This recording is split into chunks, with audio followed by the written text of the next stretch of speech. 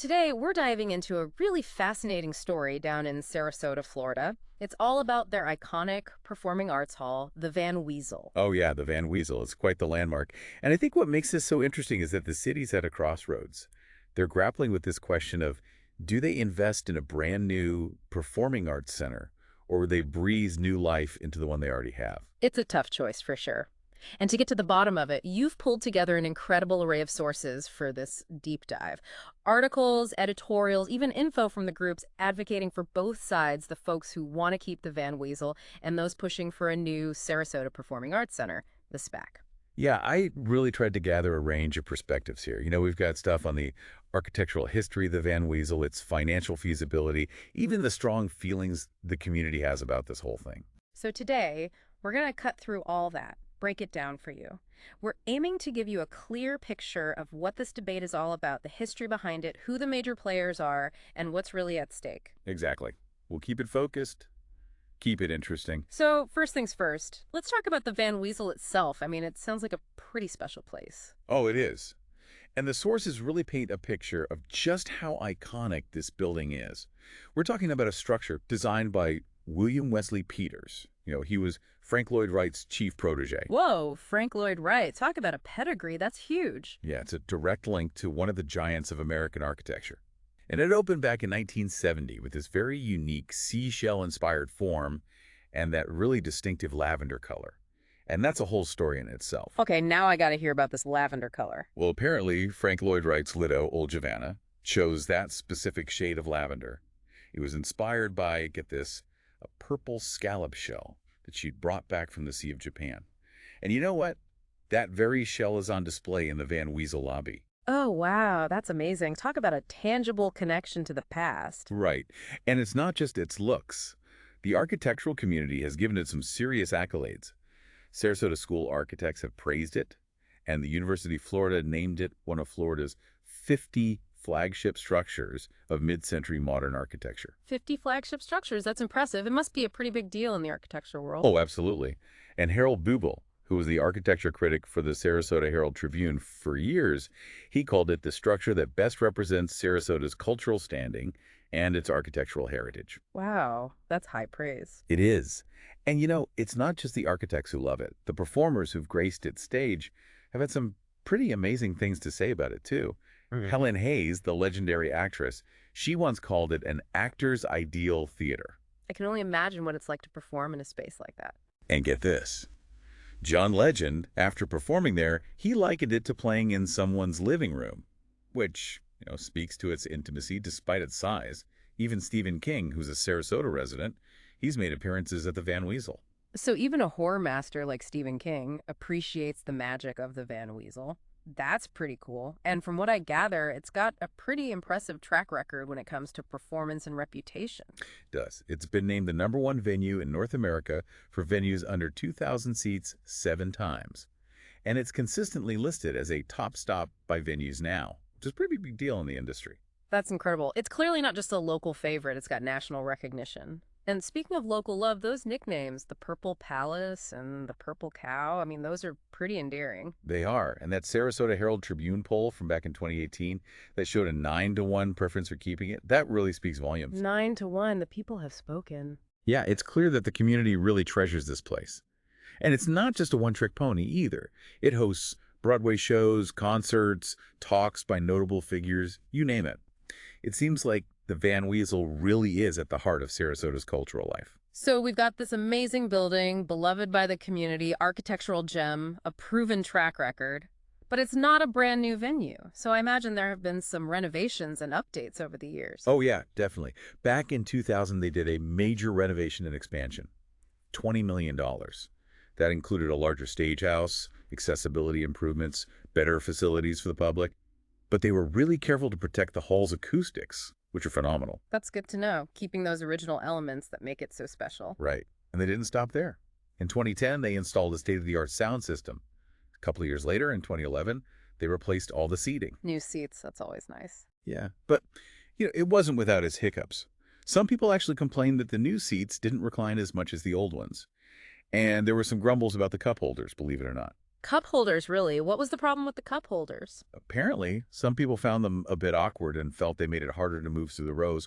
But hey, you can't please everyone, right? I guess not. Everyone's a critic. Exactly. They also added those shade sails on the outdoor terrace back in 2013. That created a really nice public space. And then a portable orchestra show in 2015. That was especially important for the Sarasota Orchestra before they decided to build their own music hall. So it sounds like they've really been working to keep the Van Wezel up to date and responsive to the needs of both performers and the audience. They really have. Now, all that said, there's this whole other side to the story. The case for building a brand new performing arts center, this SPAC. Right, the SPAC.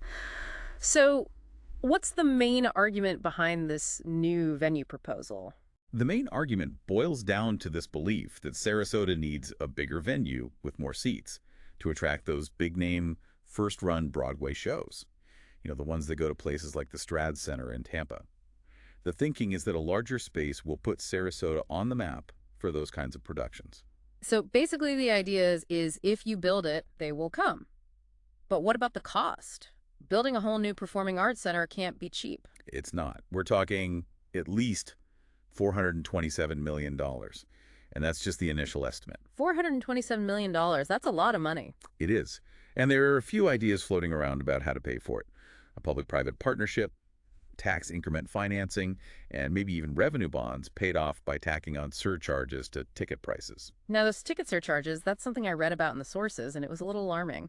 Yeah, so Ron Cashton, he's a CPA who audits Broadway theaters. He did an analysis, and based on the Van Wezel's attendance numbers and projections for a larger venue, his calculations suggest that ticket surcharge could be as high as $79.56 per ticket just to cover those bonds. $79.56 on top of the regular ticket price. Yeah. And you add that to what people are already paying, it raises some real questions about affordability. I mean, you're talking about potentially doubling the cost of a ticket. That would make it really tough for a lot of people to go to shows. Absolutely. And while the people pushing for this SPAC haven't really pointed to specific problems with the Van Wezel itself, structural issues or operational limitations, beyond the size thing, there's this kind of underlying suggestion that the current venue just isn't up to snuff, that it can't compete with those bigger venues. Okay, so that's the argument for a new venue. Now let's unpack the arguments against replacing the Van Wezel. I know there are a lot of people who feel strongly about keeping it. Definitely. And there are some strong points being raised. Money, of course, is a big one. $427 million for this new SPAC, that's a huge concern for a lot of people, especially with Sarasota County possibly backing out of funding. If that happens, the city's going to be on the hook for even more. And if ticket prices skyrocket because of those surcharges, that could backfire, right? Exactly. People might not go to as many shows, and then the projected revenue won't come in. That's a big risk for the city to take. So it's a gamble on whether a bigger, fancier venue will actually bring in enough money to justify the cost. Right. Plus, there's no guarantee that a larger venue will even solve the whole Broadway show issue.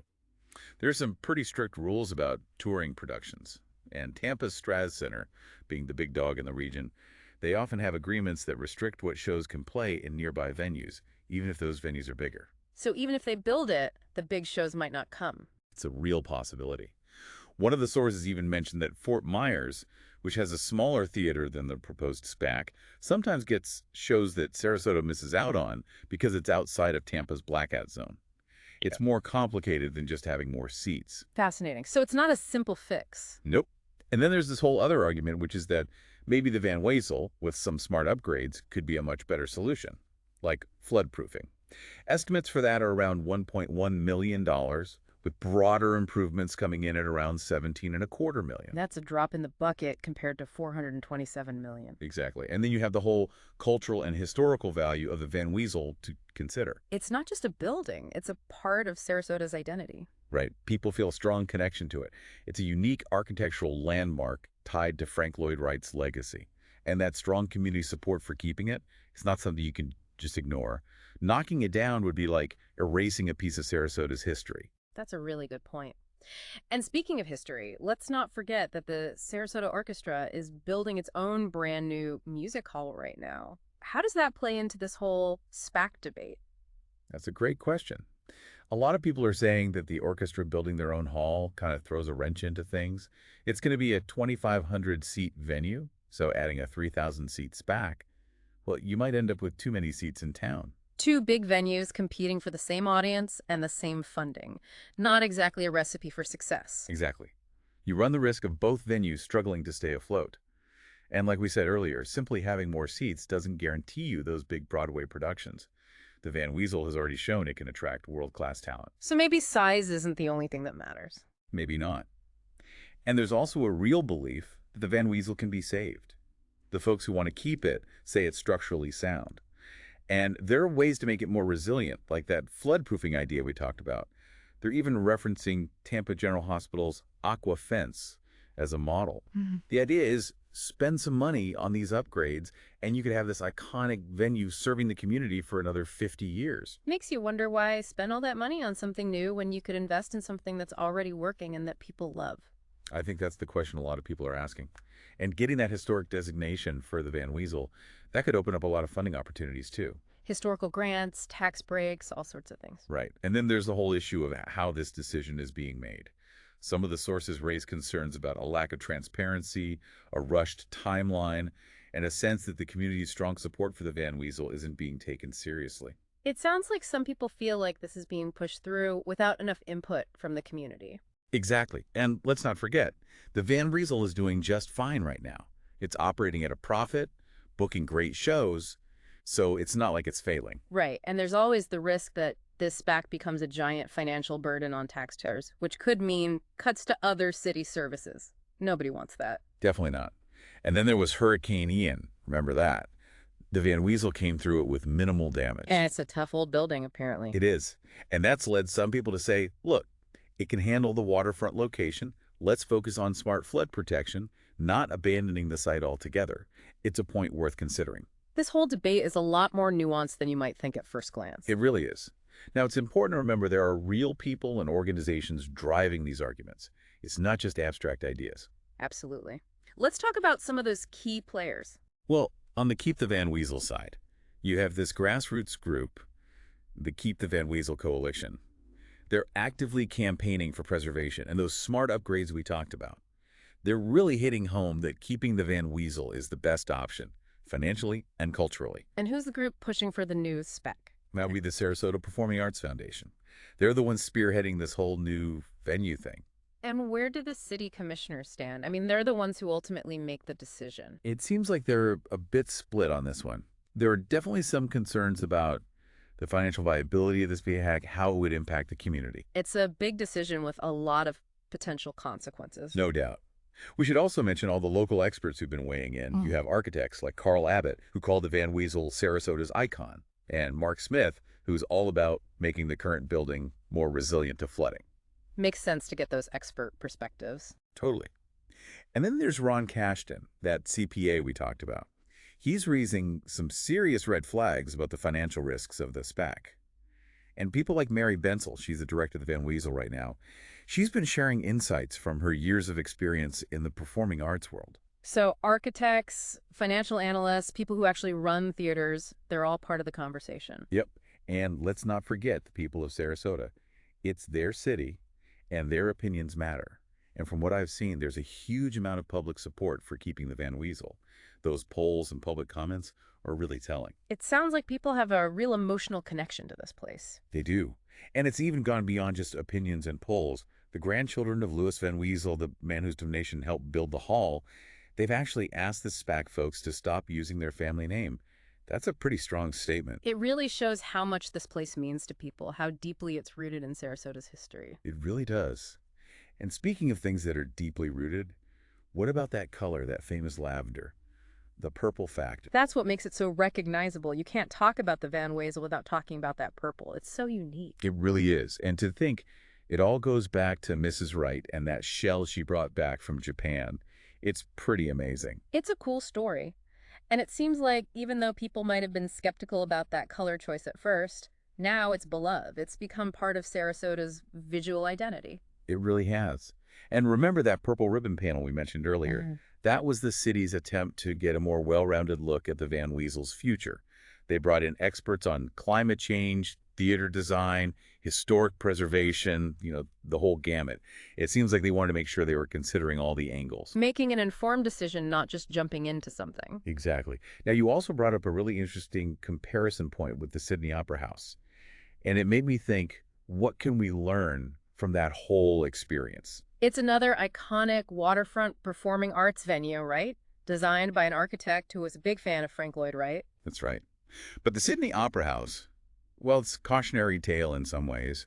Construction was a nightmare. Huge cost overruns, structural problems, and it ended up taking way longer and costing way more than they ever expected. So a bit of a warning about the potential pitfalls of these massive, ambitious projects. For sure. And even though the Sydney Opera House faced all those challenges, in the end, they decided to invest in saving it, renovating it, making it work for the future. Just like what some people are proposing for the Van Wezel. Exactly. And, it's interesting to contrast that with the Van Wezel, which, by all accounts, was built on time and within budget. Another point in its favor, perhaps. Maybe. But it also raises the question, if it ain't broke, do you really need to fix it? That's the million-dollar question, isn't it? It really is. And I think at the heart of this whole debate is this tension. On the one hand, you have this desire for a new, potentially bigger performing arts center, something shiny and new that might attract even more shows. And on the other, you have this deep affection for a building that's already there, that's woven into the fabric of the community, that has its own unique charm and history. It's about progress versus preservation. Exactly. And it's a tricky balance to strike. So as we wrap this up, what are the key things our listeners should take away from this deep dive? I think the big one is, don't underestimate the Van Wezel. It's more than just a building.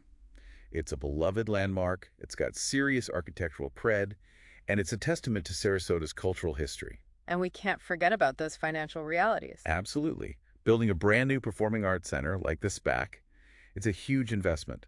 And there are a lot of unanswered questions about whether it would actually be a good use of taxpayer dollars. Yeah. Especially when you consider that the Van Wezel is already operating successfully. And what about those arguments for preservation? I think there's a very strong case to be made for focusing on preserving and upgrading the Van Wezel. It's already beloved, it's proven, and it could continue to serve the community for many years to come. So much to think about. Isn't there? And here's something for everyone to ponder as we sign off. What really makes a city a cultural hub?